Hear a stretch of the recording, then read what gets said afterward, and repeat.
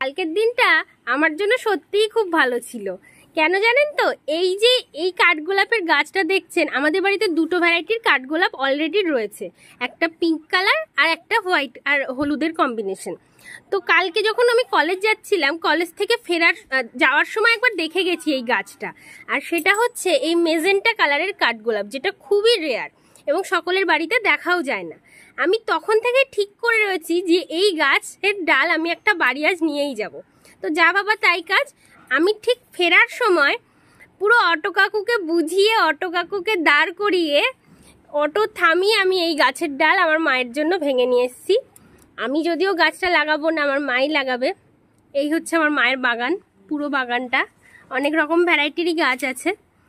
কিন্তু মানে সত্যি আজকে মনটা এত ভালো লাগছে, এটাকে সমস্ত পাতা টাতা ভেঙে প্রিপেয়ার করে রাখা হয়েছে লাগানোর জন্য। এবার এটা 2 দিন এমনই ফেলে রাখা হবে এবং তারপরে লাগানো হবে।